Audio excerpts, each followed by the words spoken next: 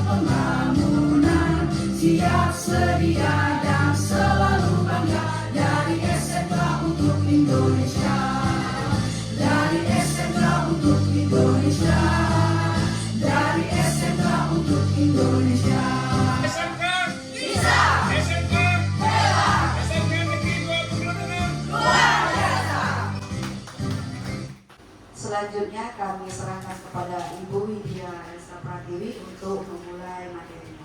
Disilakan.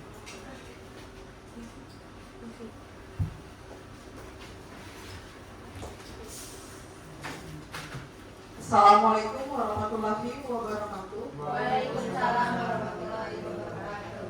Selamat pagi kepada Bapak Ibu sekalian. Saya juga mengucapkan terima kasih atas kedatangan Bapak Ibu sekalian dalam kegiatan kita, yaitu menyebarkan pemahaman dan penerapan pengalaman budaya positif modul 1.4 pada pendidikan guru penggerak. Saya Widya Elsa Pratiwi, CGP Angkatan 11 dari SMK 2 Bengkulu Tengah. Kali ini kita sama-sama mengikuti kegiatan dalam penerapan budaya positif di sekolah. Nah, pada kegiatan konsep inti budaya positif, kita itu ada 6 konsep kunci, yaitu yang pertama disiplin positif dan nilai-nilai kebajikan universal, teori motivasi, hukuman, dan penghargaan restitusi. Kemudian ada keyakinan kelas, ada kebutuhan dasar manusia, dan 5 posisi kontrol, dan yang terakhir adalah segitiga restitusi. Baik, Bapak Ibu sekalian, untuk yang materi konsep kunci pertama, yaitu disiplin positif dan nilai-nilai kebajikan universal. Nah, di sini menurut Dr. William Glaser, yaitu melakukan perubahan paradigma pada teori kontrol, di mana seorang teori kontrol ini merupakan ilusi dari seorang guru yang mengontrol murid-muridnya. Kemudian ada ilusi bahwa semua penguatan positif efektif itu akan bermanfaat.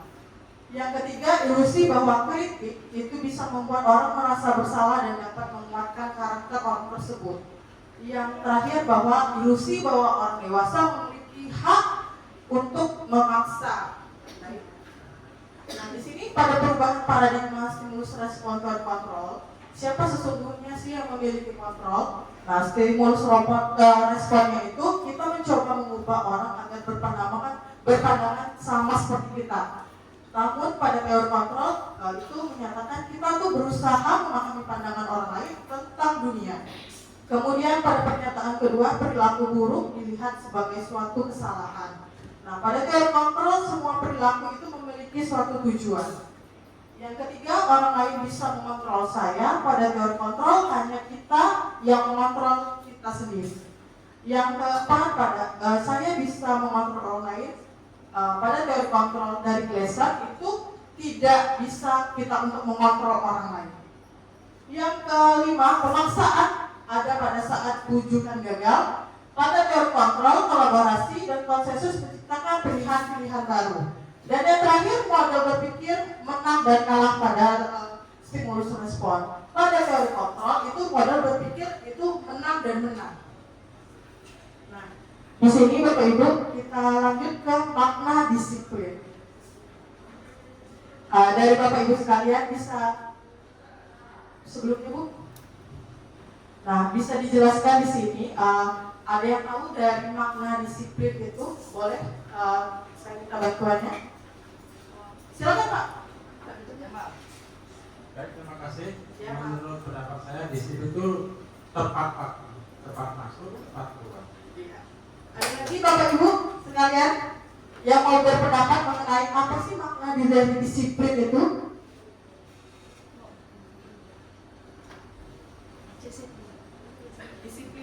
Disiplin.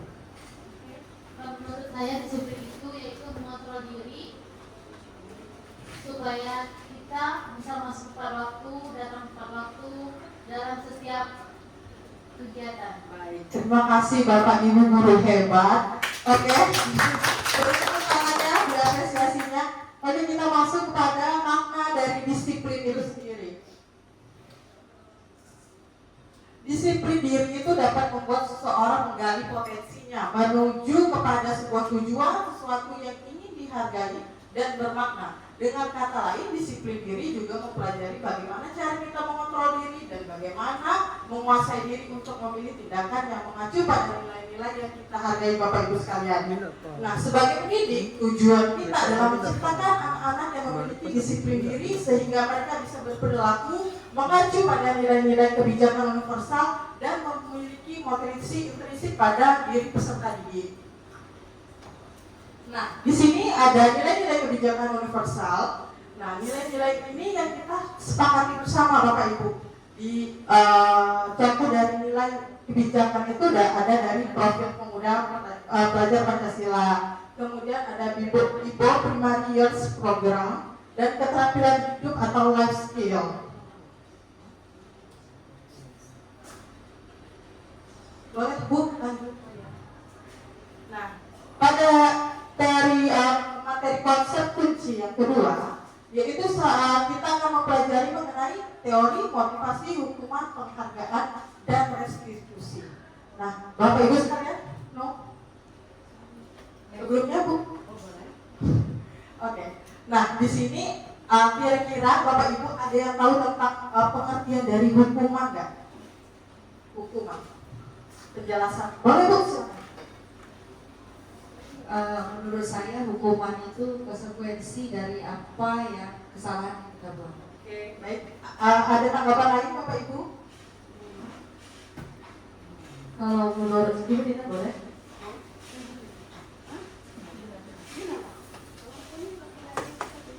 Silakan Ibu Dina.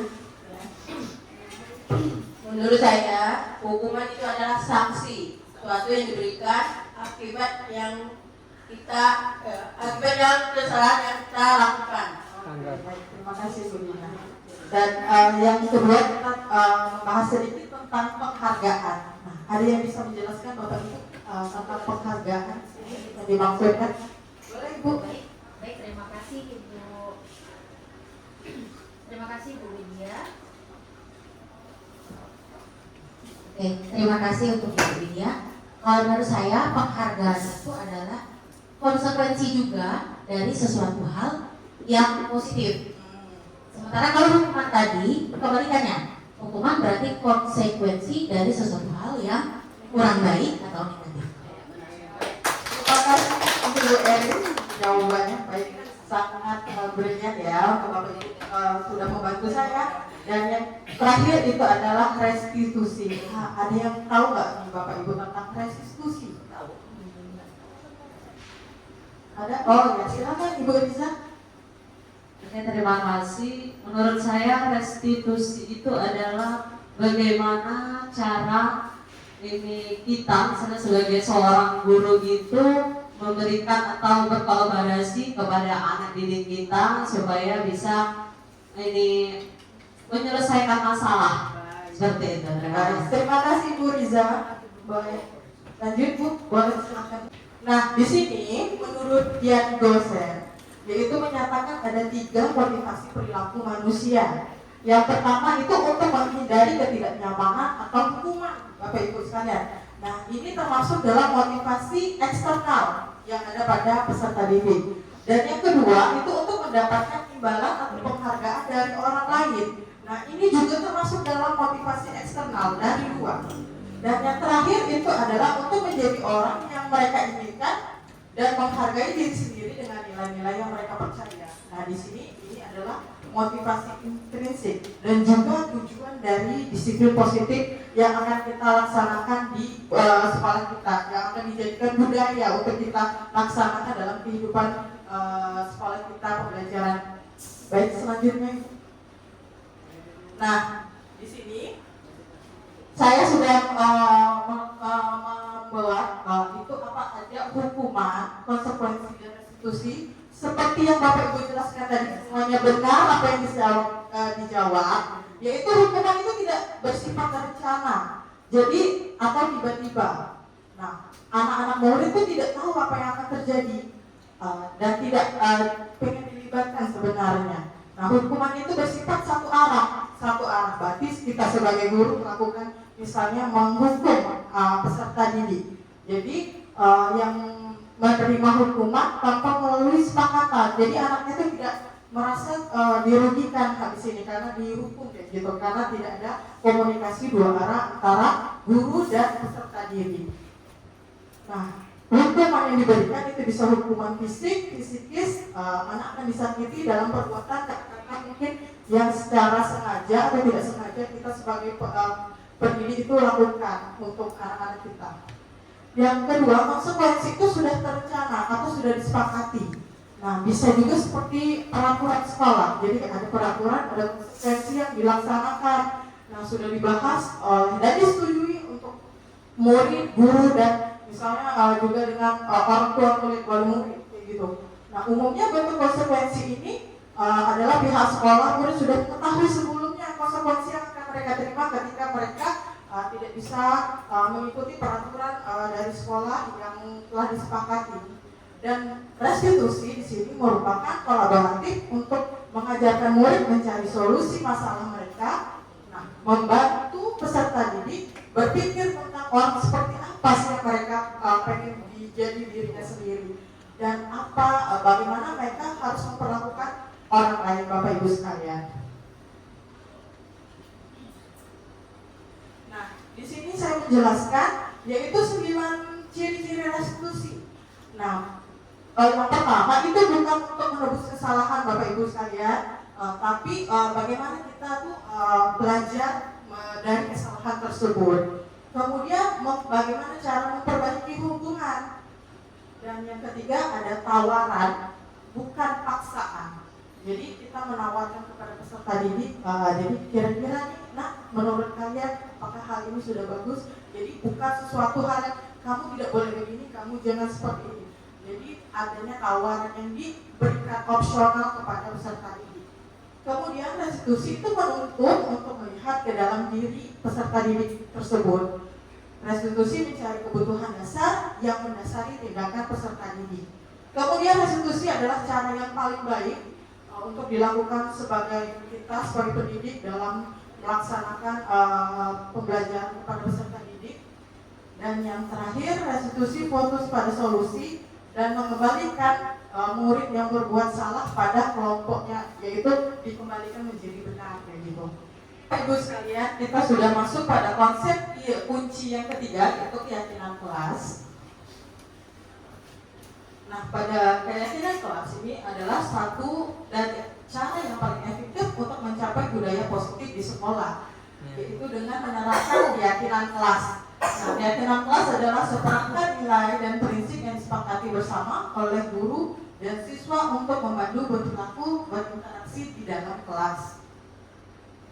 Nah, keyakinan kelas ini lebih bersifat abstrak, Bapak Ibu, daripada peraturan. Jadi pendekatannya itu lebih masuk ke peserta didik dari pernyataan yang universal, di mana pernyataan keyakinan kelas itu senantiasa dibuat dalam bentuk yang kalimat-kalimat positif.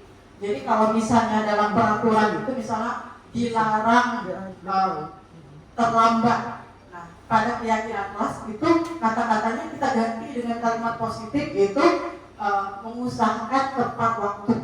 Jadi ada hadir tepat waktu. Jadi kalimatnya itu kalimat positif, bukannya seperti peraturan gitu.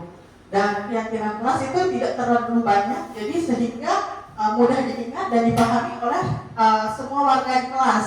Jadi kesepakatan bersama yang dilakukan. Nah, keyakinan kelas sebaiknya itu diterapkan di lingkungan tersebut. Jadi misalnya di dalam kelas kita, misalnya Bapak Ibu ada yang wali kelas, nah kita laksanakan keyakinan kelas untuk di kelas kita. Setiap keyakinan kelas di tiap kelas itu berbeda-beda. Jadi tergantung dengan kesepakatan dari peserta didik, gurunya yang menyepakati tentang keyakinan kelas. Nah, semua warga itu berkontribusi dalam pembuatan keyakinan kelas. Jadi mereka bisa menyampaikan ide atau gagasannya untuk kegiatan curah pendapat dalam pembuatan keyakinan kelas, dan bisa bersedia meninjau kembali keyakinan kelas dari waktu ke waktu, Bapak Ibu sekalian. Nah, pada pembentukan keyakinan kelas kita masuk pada yang pertama, yaitu curah pendapat. Yang kedua, kita mencatat nih apa yang masukan. Yang ketiga itu kita menyusun keyakinan kelas dengan kalimat yang positif. Nah, yang keempat kita tinjau lagi nih, kalau misalnya telaah lagi tentang kebijakan pada tiap-tiap poinnya. Nah, yang kelima kita tinjau lagi keyakinan kelas. Yang keenam itu ada kita review lagi, kita sepakati lagi.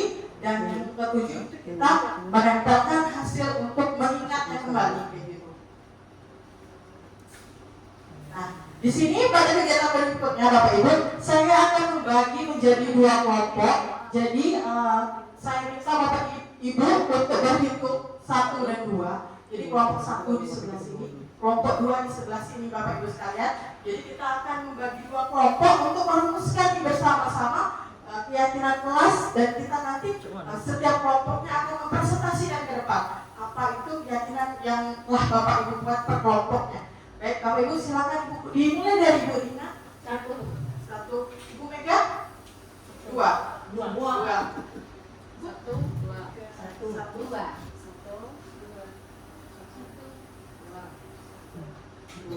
Baik, silakan berkelompok Bapak Ibu sesuai nomornya. Jadi kelompok 1 di sebelah sini, kelompok 2 di sebelah sini.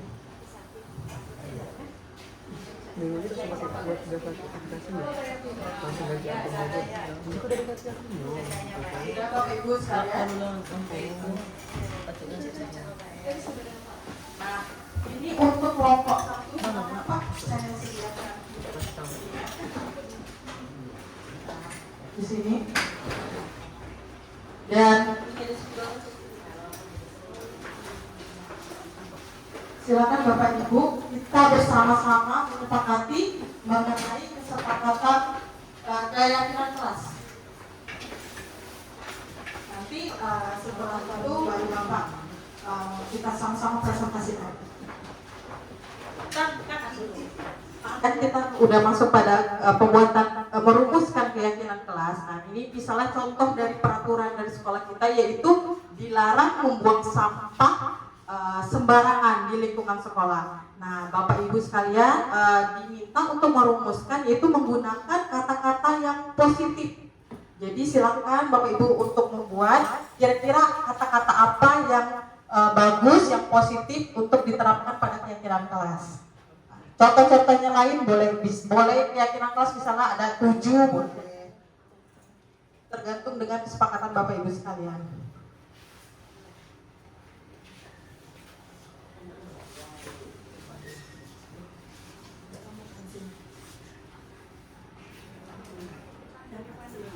Ya, benar sekali Bu. Ini keyakinan kelasnya. Boleh ditambah lagi Bu untuk ditambahkan untuk keyakinan kelasnya. Gabung di sini aja Bu, boleh.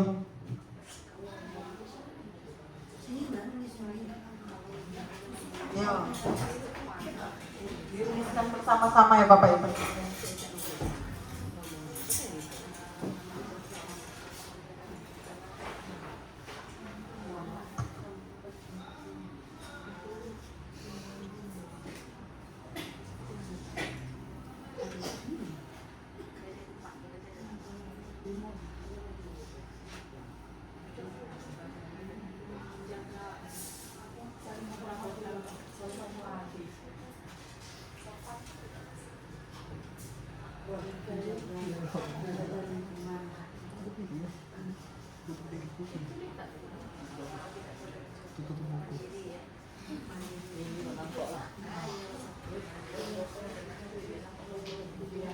Baik Bapak Ibu.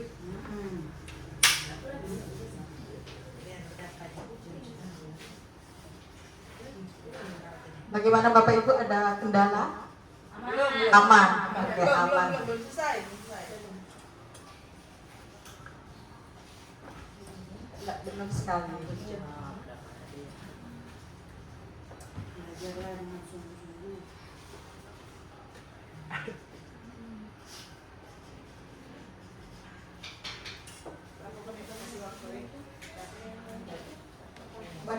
Kenapa Bu? Kelompok 1, baik. Kelompok 1 sudah siap-siap untuk nanti presentasi ya Bapak Ibu.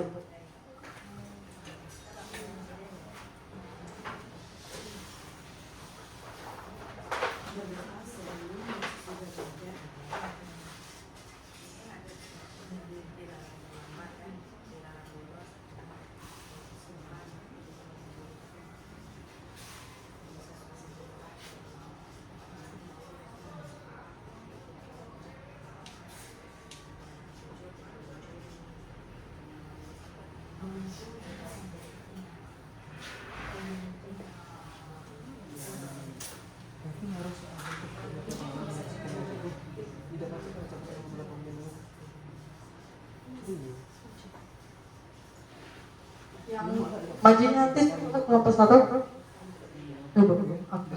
umur. Diwakilkan dengan satu orang saja ya Bapak Ibu.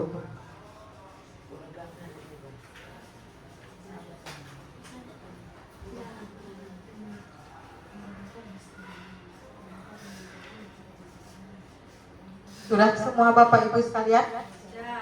Sudah. Baik, boleh untuk presentasi pertama dari keyakinan kelas yang sudah dirumuskan oleh Bapak Ibu sekalian dari kelompok 1 yang mewakili. Baik, Bapak Ibu sekalian, nah sekarang kita pada kegiatan untuk presentasi dari keyakinan kelas dari kelompok 1. Silakan untuk kelompok 1 membacakan hasil dari keyakinan kelasnya. Baik, terima kasih Ibu Media. Kelompok 1 mencoba menjawab dan mencoba merumuskan ada 6. Ya, mudah-mudahan benar. Yang pertama, datanglah tepat waktu. Jadi lebih positif dibanding jangan datang terlambat. Kemudian buanglah sampah di tempatnya dibanding dengan di lorong membuang sampah sembarangan.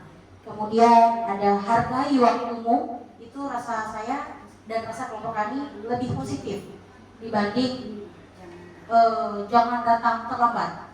Kemudian ada gunakan HP sesuai dengan kebutuhan, akan lebih positif dibanding dengan jangan main HP saat di kelas. Kemudian yang kelima, berdoa sebelum dan sesudah belajar dibanding tanpa berdoa sebelum belajar. Kemudian yang keenam, diam saat guru sedang menjelaskan, aktif saat bertanya. Lebih positif dibanding jangan ribut di kelas. Menurut kami ini beberapa poin mengenai keyakinan di kelas. Terima kasih. Baik, beri aplaus yang meriah untuk kelompok 1. Bagus sekali penjelasannya dari keyakinan kelas. Nah, dari keyakinan kelas ini ada mau tanggapan dari kelompok 2? Baik, silakan Ibu.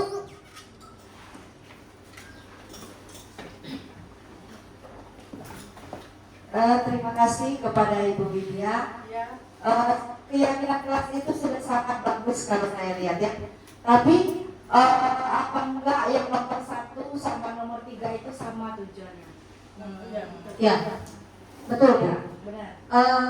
Mungkin ini nomor poin 1 dan 3 mungkin maksudnya memang sama, tetapi kata-kata ini akan lebih mengena. Mungkin beberapa orang mengena di poin 1, di mana poin 1 itu datanglah tepat waktu. Kemudian hargai waktumu. Saya rasa 2 poin itu punya makna yang hampir sama, tetapi konteksnya yang mungkin agak berbeda. Iya. Oh begitu ya. Sangat inspiratif ya Bu ya. Terima kasih. Terima kasih Ibu. Ada lagi Bapak Ibu sekalian? Oke, tidak ada. Kalau tidak ada kita lanjut ke kelompok kedua. Silakan Bapak Ibu. Nah, ini gembaran aku nih enak lanjut. Lah, Bu. Kak, bisa sebelum maju. Baiklah, terima kasih. Pertama-tama terima kasih pada Ibu Widya. Ini hasil dari diskusi kami kelompok 2. Ini keyakinan kelasnya belum begitu banyak ya kami ya, karena masih belajar. Yang pertama, hadir tepat waktu. Jadi diharapkan anak-anak tidak terlambat, tidak bolos dan tidak ke kantin gitu kan. Di sekolah ada peraturan dilarang ke kantin kayak gitu kan. Ngeri ya dengarnya kan. Kemudian sopan karena di situ ada peraturan sekolah dilarang mengejek teman, dilarang berkelahi. Jadi kita bikin di sini sopan. Kemudian menjaga kebersihan kelas.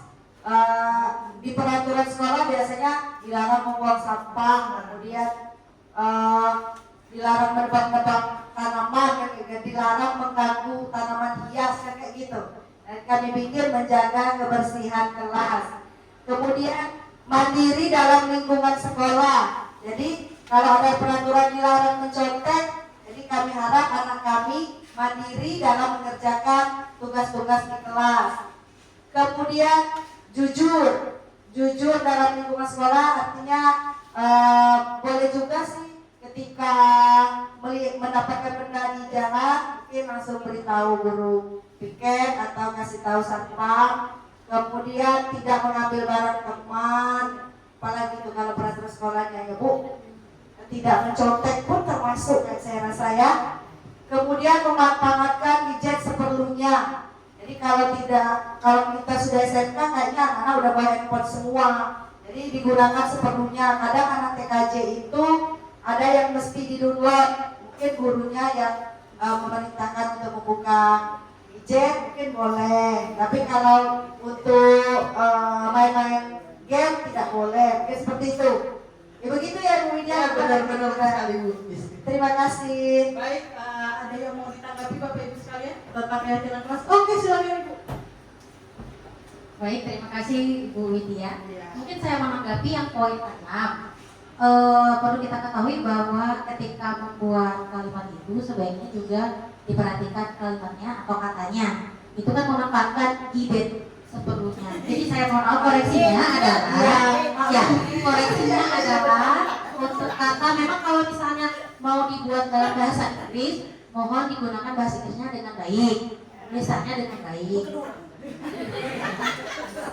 Atau juga kalau memang memanfaatkan gadget seperlunya, saya rasa bagus. Atau boleh ditambahkan dengan memanfaatkan media sosial dengan bijak. Terima kasih Bu Eris atas masukannya. Maklumlah tadi buru-buru ya Bu ya. Terima kasih. Baik, terima kasih untuk kelompok 2. Silakan kembali ke tempatnya. Terima kasih.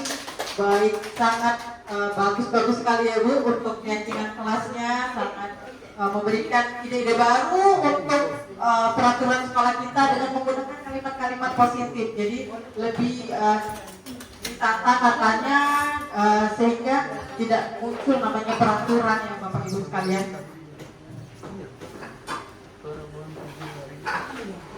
Baik, karena kita sudah pada kegiatan ini, sebelum kita masuk pada kebutuhan dasar manusia dan dunia yang berkualitas, nah kita ada kegiatan ice breaking ini Bapak Ibu sekalian. Kegiatan ice breaking biar kita nggak bosan ya gitu ya.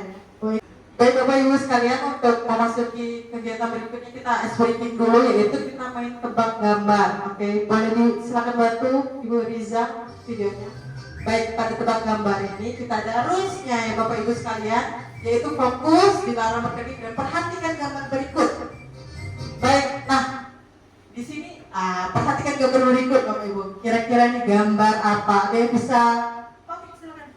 Oke, Bu. Kalau menurut saya gambar penguin. Gambar penguin. Oke, kita akan lihat satu lagi pertanyaan. Jawaban. Kambing. Kambing. Penguin. Kalau penguin ngapunya di itu orang. Kakinya tuh nah, kalau tikus. Ini kamar tempat pertama. Orang bebas nanti. Iya. Ikan. Tebak-tebak ya Bu ya. Mungkin tikus. Oke, tikus. Baik, kita lihat sama-sama jawabannya Bapak Ibu, apakah benar dari Ibu Riza dan Ibu Ina dan Ibu Eris.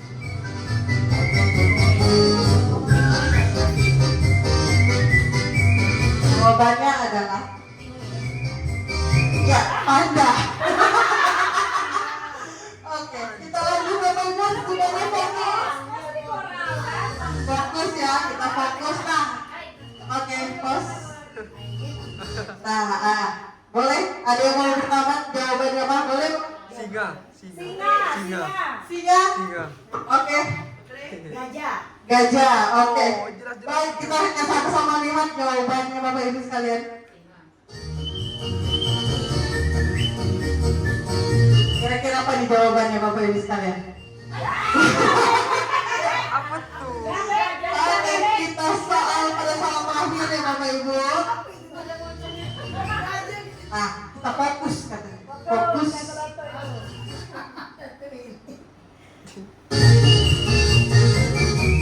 Nah, perhatikan gambar berikut ini. Tarik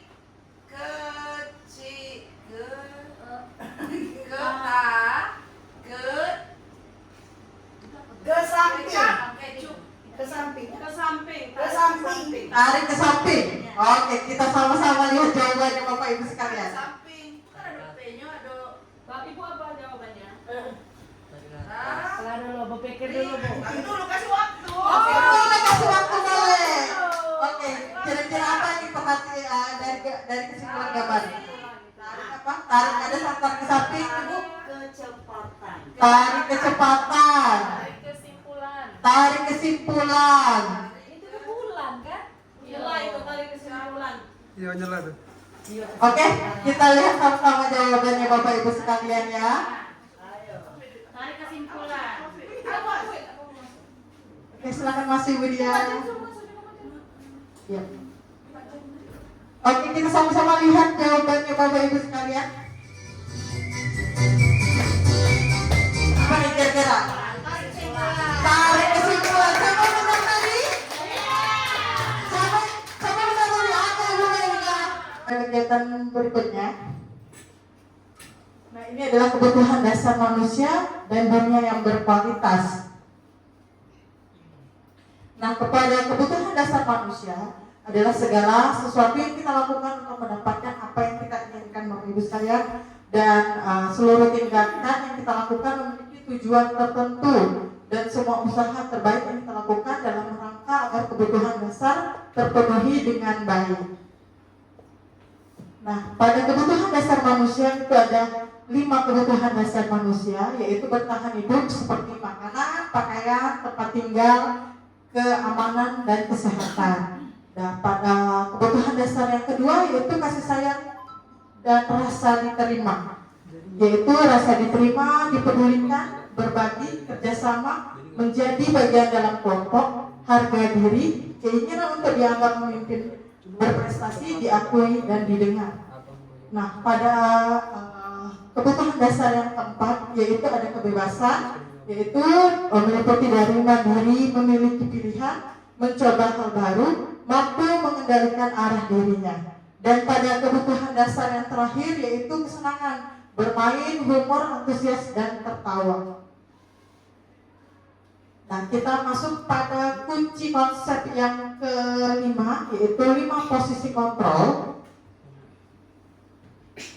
Pada 5 posisi kontrol yang diterapkan oleh seorang guru yaitu ada penghukum, pembuat rasa bersalah, teman, pemantau, dan manajer. Nah, pada kegiatan ini saya akan membagikan Bapak Ibu sticky note. Nah, di sini Ibu, Bapak Ibu sekalian, silakan pilih dari 5 posisi kontrol ini yang paling efektif kita sebagai guru untuk kita terapkan pada peserta didik kita.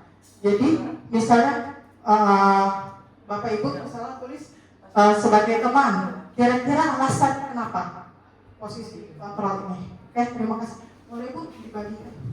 Berbeda warna boleh ya Bu? Satu aja. Satu orang satu, dan silakan memilih di bagian mana yang mau Bapak Ibu pilih dari 5 posisi kontrol ini. Terus alasan kenapa Ibu memilih hal ini?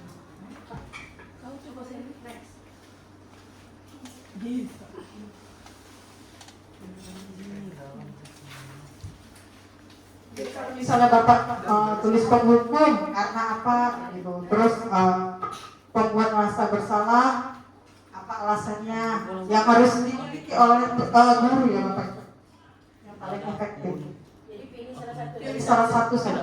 Dan nanti silakan ditempelkan di yang sudah saya tulis di sini. Dari 5 posisi kontrol tersebut. Misalnya kayak Ibu Enis, misalnya pengen menjadi teman, nah, terus tulis di sini jadi teman, alasannya kenapa? Atau misalnya menjadi pemantau, nah alasannya seperti apa?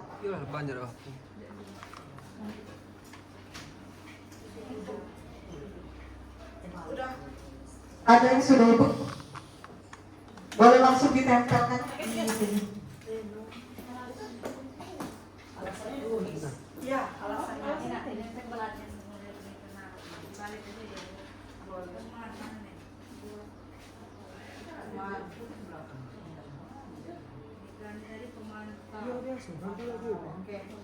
Sesuai biasa. Udah dikasih nama kan ya Bu? Oke. Alasannya nanti pada saat dijelaskan di depan, boleh.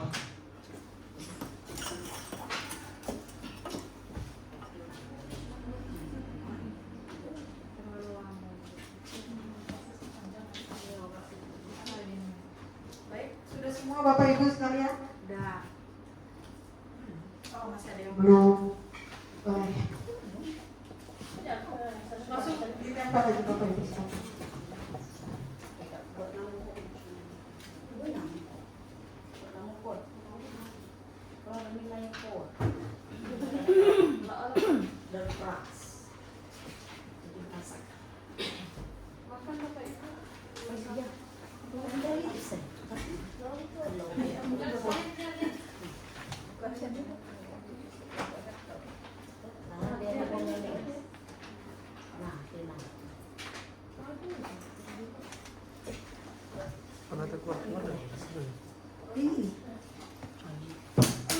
Baik Bapak Ibu sekalian, seperti dari jawaban Bapak Ibu sekalian berarti tidak ada yang memilih penghukum ya.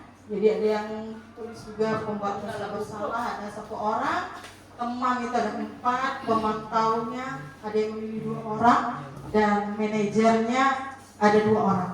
Baik, sebelum kita tahu jawaban yang paling benar, baik kita akan menjelaskan dulu tentang 5 posisi kontrol yang penghukum yang pertama. Silakan Beriza. Nah, pada 5 posisi kontrol yang pertama itu penghukum. Seorang penghukum biasanya menggunakan hukuman fisik maupun verbal. Orang-orang yang menjalankan posisi penghukum senantiasa mengatakan bahwa sekolah itu memiliki sistem yang dimana posisi untuk menjalankan hukumannya dan atau alat yang untuk menekan murid-murid kita.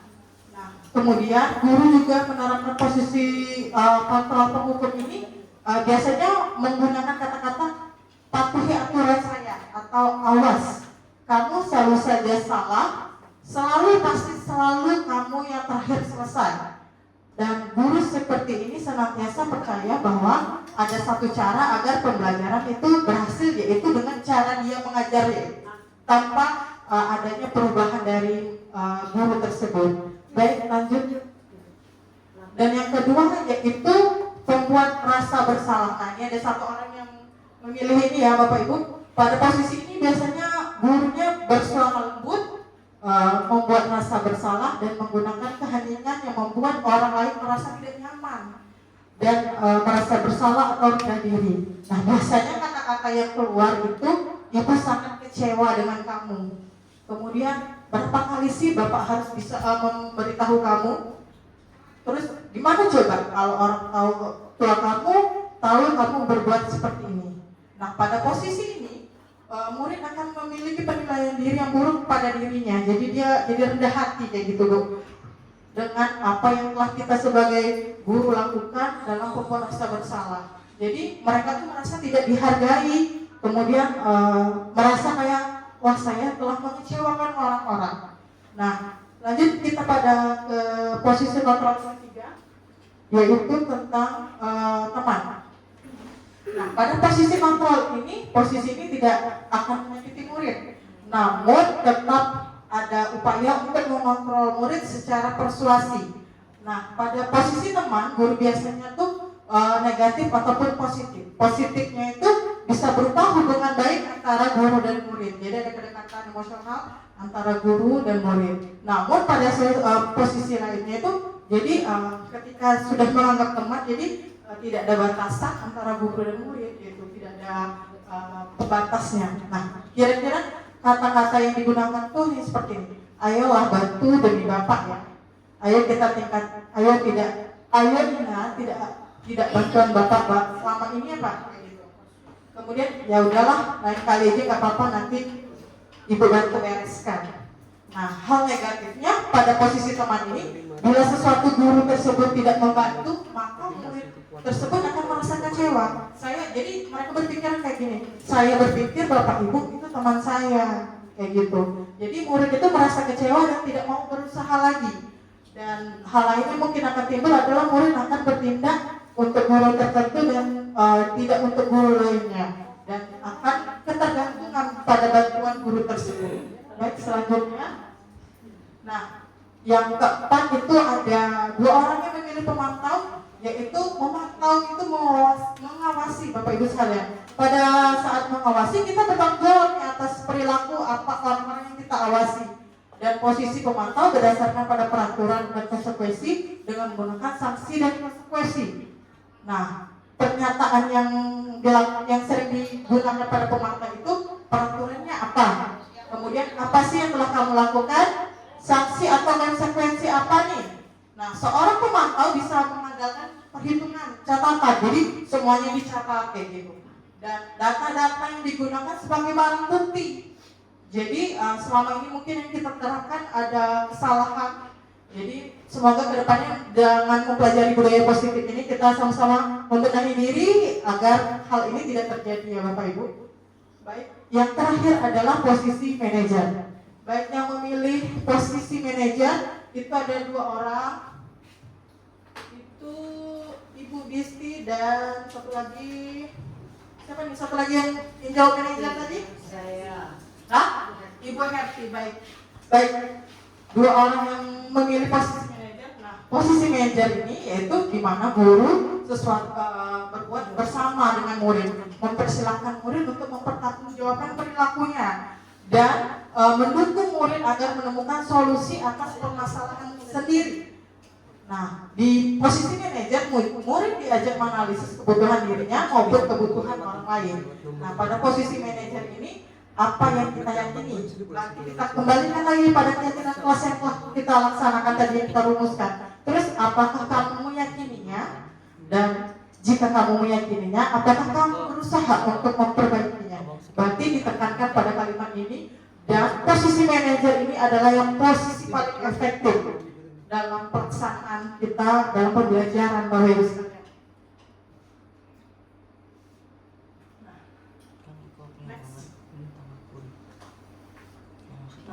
Di sini dijelaskan posisi manajer itu bukan untuk mengatur perilaku seseorang. Kita membimbing murid kita untuk mengatur dirinya. Dan seseorang manajer bukannya memisahkan murid-murid itu dari kelompok-kelompoknya, tapi mengembalikan murid tersebut untuk menjadi orang yang lebih baik dan lebih kuat. Dan tanpa disadari posisi kontrol seorang guru adalah pencapaiannya kita sebagai posisi manajer. Jadi kita sebagai guru itu harus bisa mengupayakan diri kita bisa mencapai pada posisi kontrol manajer ini yang kita bisa menjadikan murid kita pribadi yang mandiri, merdeka, bertanggung jawab atas segala perilaku dan sikapnya, dan pada akhirnya dapat menciptakan lingkungan positif dan aman. Baik, selanjutnya. Nah, pada kegiatan yang terakhir itu kita ada segitiga restitusi. Nah, pada segitiga restitusi itu langkah-langkahnya itu kita sebagai guru kita stabilkan dulu identitas. Kemudian pada tindakan kedua kita validasi dulu kira-kira ada tidak tindakan yang salah. Dan yang ketiga itu menanyakan keyakinan. Nah, pada ini dijelaskan juga pada segitiga restitusi pada menstabilkan identitas, setiap orang pasti telah melakukan kesalahan. Kamu bukan satu-satunya yang pernah melakukan hal itu. Dan pada validasi tindakan yang salah itu kamu tentu punya alasan kenapa kamu melakukan hal tersebut. Kalimatnya ya Bu. Kemudian apakah ada cara lain yang lebih efektif untuk mendapatkan apa yang kamu butuhkan?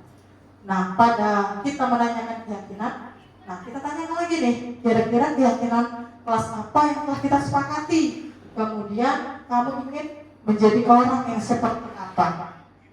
Nah, untuk itu kita sama-sama ini saya sudah melaksanakan kegiatan segitiga restitusi di kelas saya. Jadi kita sama-sama menonton untuk Bapak Ibu bagaimana sih kira-kira pelaksanaan kegiatan segitiga restitusi tersebut. Baik.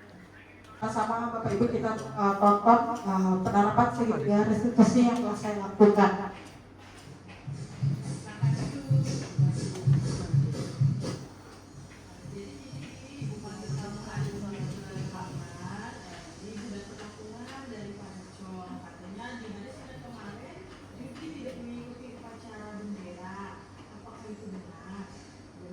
Dari kemarin tidak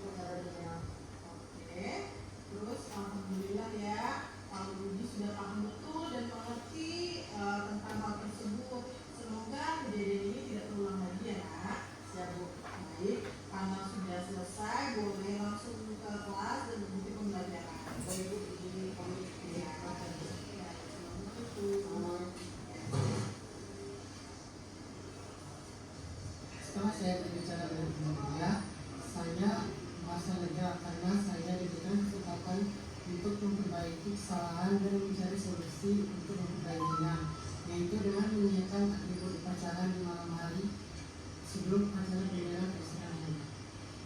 Terima kasih. Terima kasih Bapak Ibu sekalian sudah fokus untuk melihat video dari segitiga restitusi. Nah, kira-kira nih dari video ini ada yang mau memberikan tanggapan, boleh satu orang?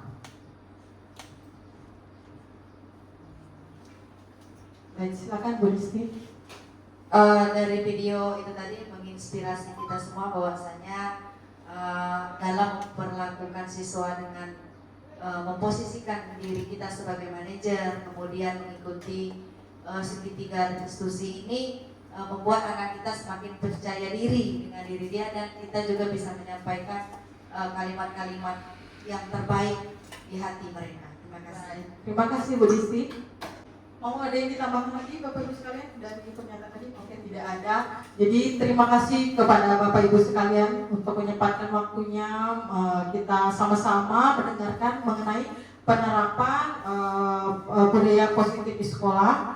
Nah, untuk kegiatan berikutnya ini saya minta bantuan Bapak Ibu untuk kita refleksi kegiatan hari ini. Nah, di sini saya sudah tulis perasaan Bapak Ibu setelah mengikuti kegiatan hari ini seperti apa.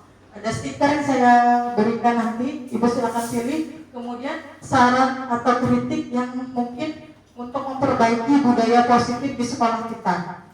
Jadi kira-kira apa sih saran dari Bapak Ibu? Kira-kira yang untuk memperbaiki budaya positif di sekolah kita yang belum terlaksana kayak gitu. Dan bagaimana perasaan Ibu setelah mengikuti kegiatan hari ini? Terima kasih.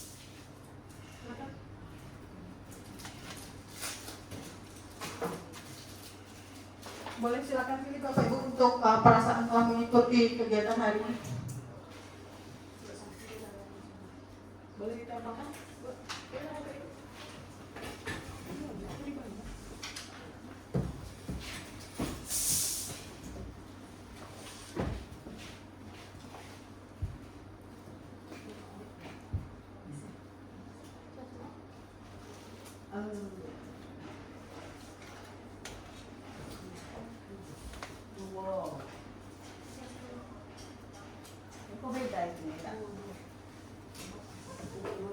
Beda.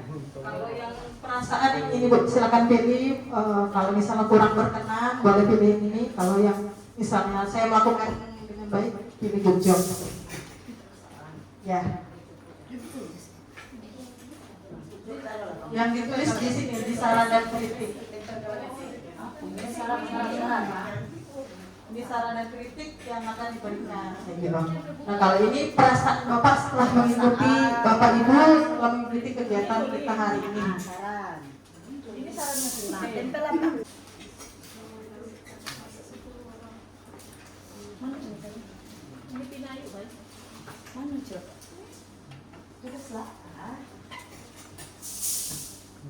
Ini aku tadi satu lagi ini saran. Saran kira-kira untuk memperbaiki budaya positif di sekolah kita.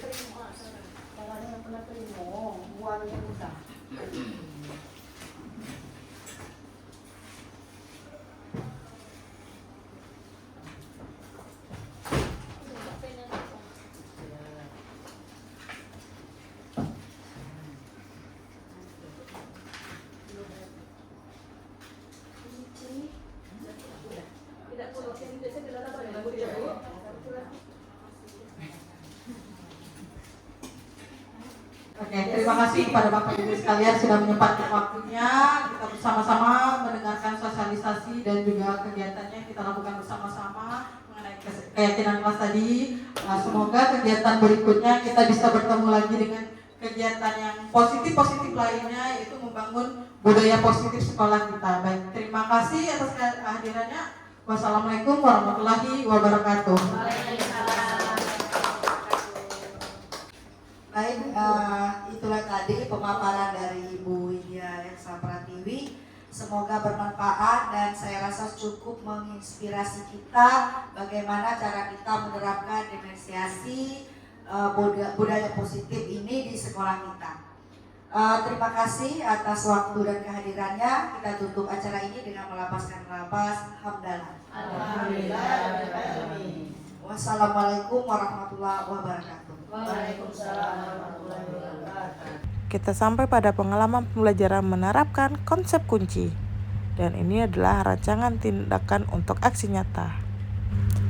Untuk diketahui, pembelajaran saat ini dialihkan ke depan bengkel TKRO karena sekolah dalam masa renovasi gedung.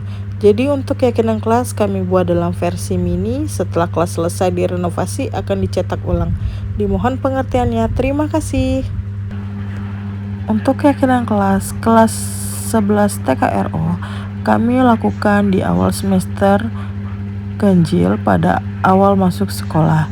Jadi peserta didik saya minta untuk membuat gagasan mereka mengenai keyakinan kelas yang akan kita sepakati bersama. Jadi nanti untuk kesepakatan kelas atau keyakinan kelas itu sama-sama dirundingkan dengan guru dan peserta didiknya. Kemudian untuk kalimat keyakinan kelas itu kita pilih kalimat-kalimat yang dalam bentuk positif. Assalamualaikum warahmatullahi wabarakatuh. Waalaikumsalam warahmatullahi wabarakatuh. Baik anak-anak ibu sekalian, sesuai dengan keyakinan kelas yang sudah kita buat kemarin, hari ini kita akan menempelkan keyakinan kelas untuk kelas 11 Sebelum kita menempelkan, ada baiknya kita salah satu dari kalian itu membacakan keyakinan kelas kita agar kalian semua mengingatnya. Oke, silakan Agung. Keyakinan kelas 11 TKRO bertanggung jawab, budayakan 5S, senyum, salam, sapa, sopan dan santun, saling menghormati dan menghargai guru dan seluruh warga sekolah, menjaga kebersihan dan keamanan kelas, penggunaan HP hanya untuk tujuan pembelajaran, partisipasi aktif dalam kegiatan pembelajaran. Terima kasih. Nah, sekarang kalian sudah dengar sama-sama ini keyakinan kelas yang telah kita sepakati kemarin. Sama-sama hari ini kegiatan kita adalah menempelkan keyakinan kelas di ruangan bengkel karena kelas kita kan belum dapat karena masih masa renovasi. Jadi sama-sama kita yuk bantu ibu kita tempelkan. Ini dulu kasih potong dulu. Boleh. Jangan potong. Kok dari depan, dari samping boleh kok.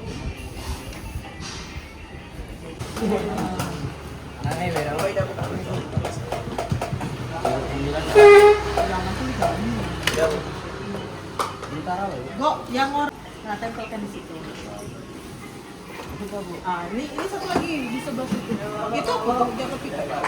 Bawah ini.